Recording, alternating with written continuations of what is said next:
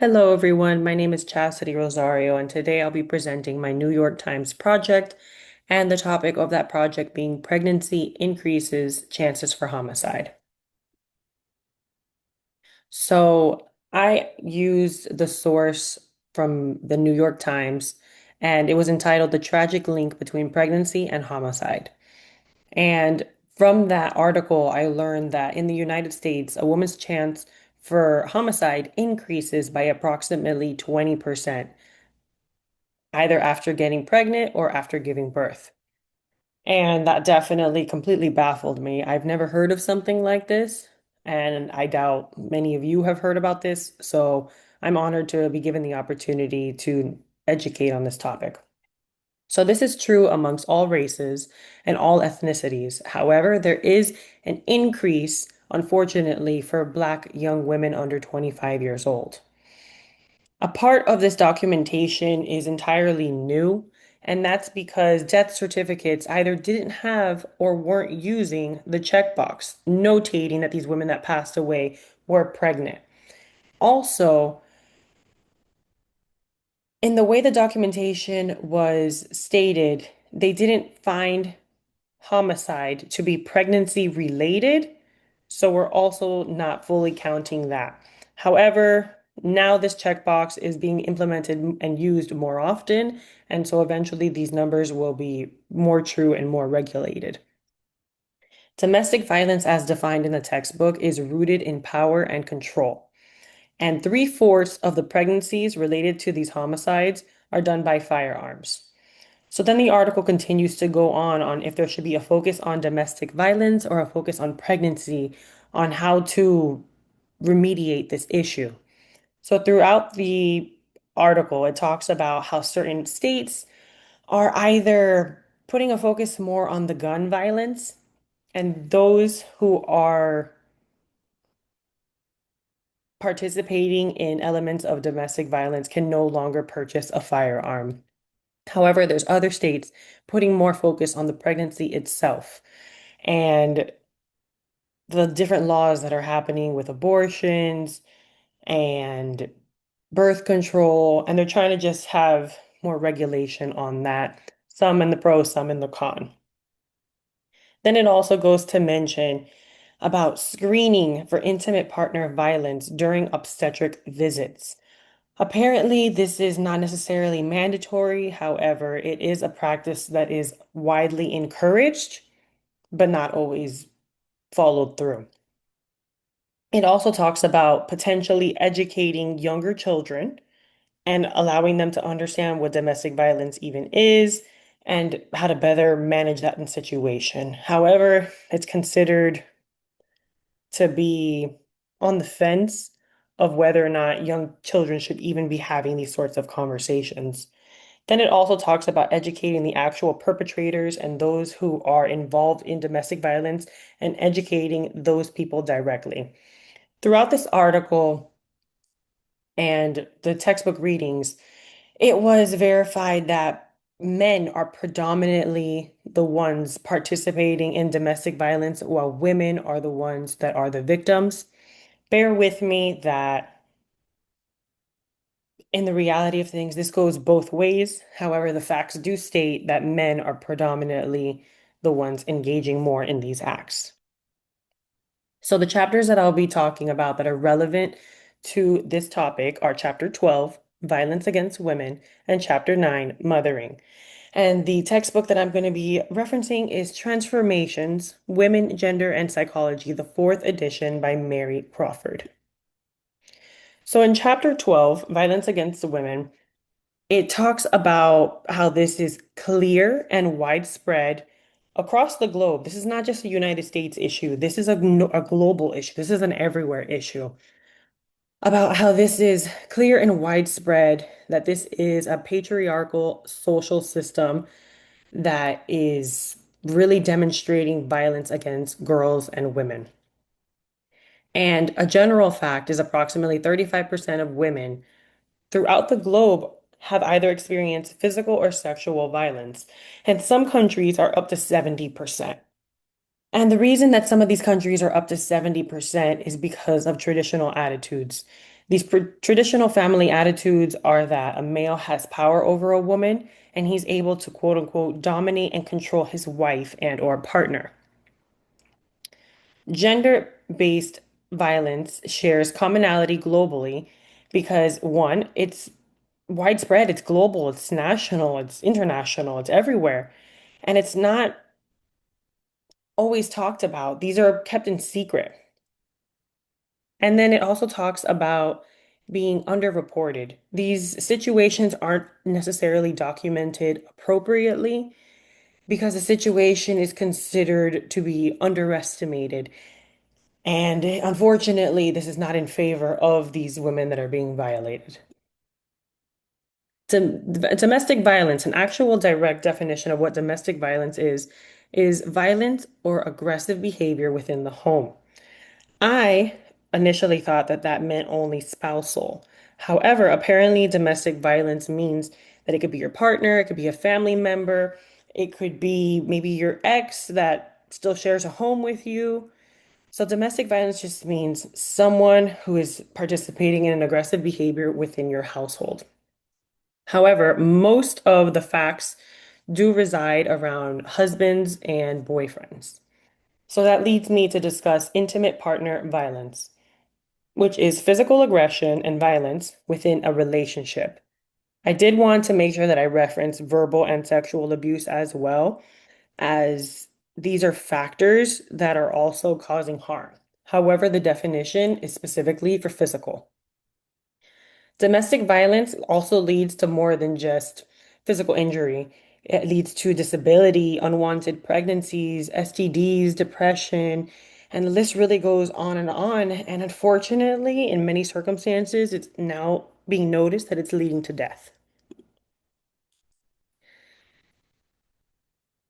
To help end relationship violence, the textbook went ahead and started educating on battered women's movement.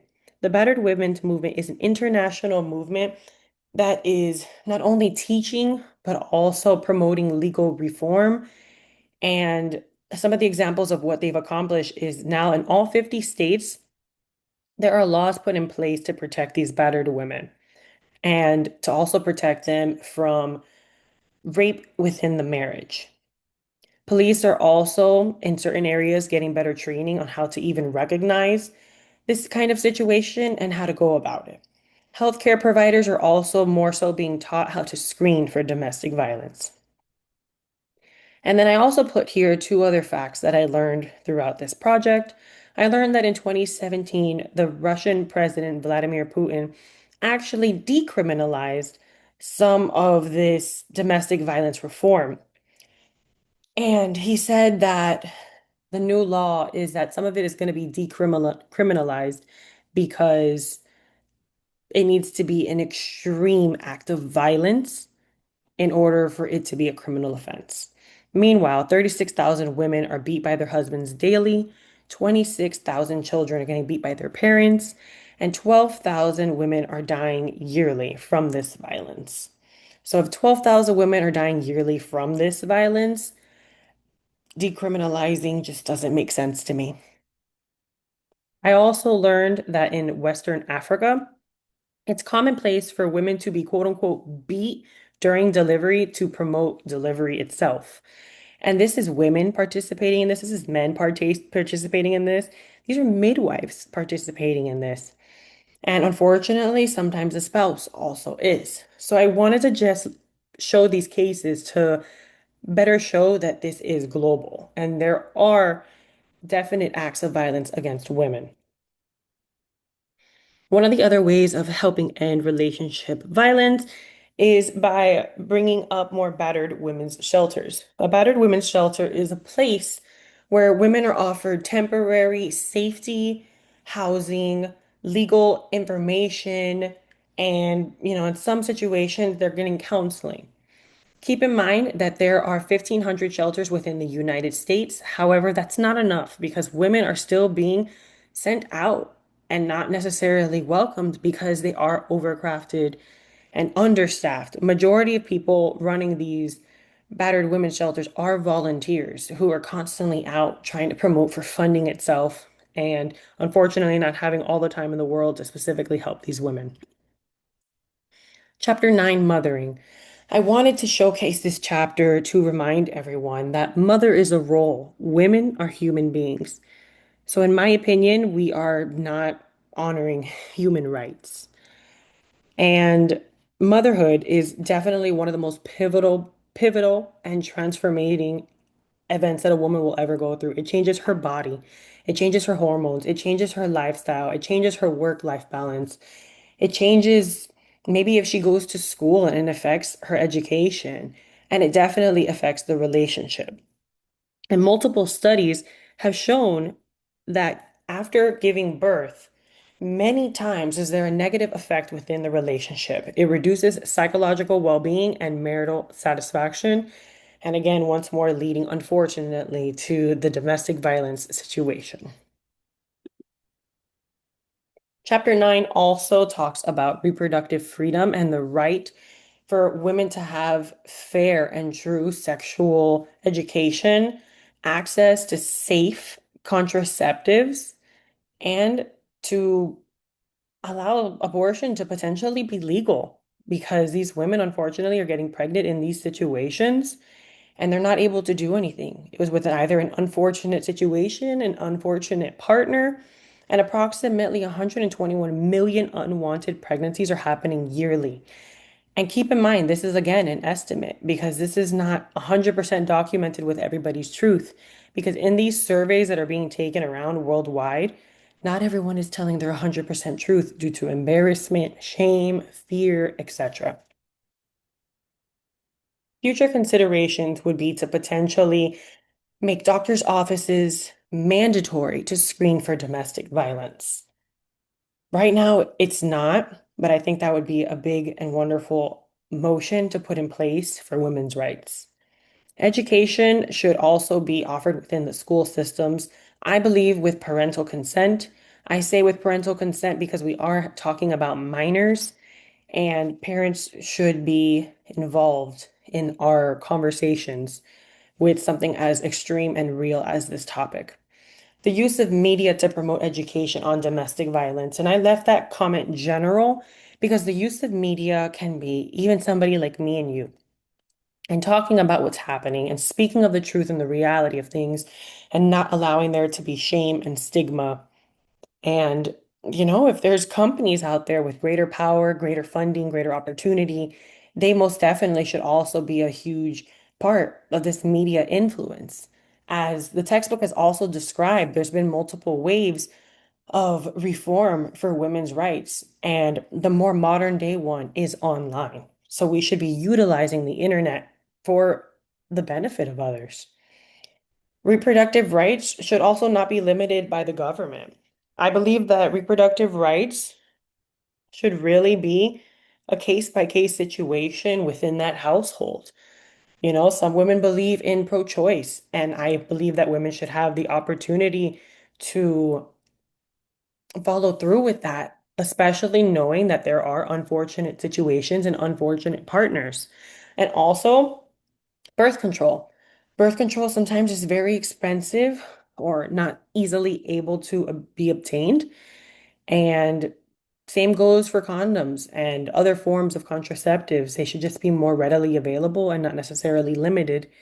And there shouldn't be shame in using these contraceptives. And lastly, further legal reform in favor of protecting victims of domestic violence. Laws matter, and laws allow the truth to be carried. And I believe that further legal reform should be put into place to continue to honor our victims and to make sure that we are having less and less of these unfortunate events every year and better protecting our women. On the screen, I also made sure to make a promotion slightly about the National Domestic Violence Hotline. Here's the phone number and an area where you guys can call or text if you are in this situation and need any help. It's 24/7. They speak over 200 languages and it is confidential. And lastly, here are my resources. Thank you very much for your time. and have a great rest of your day.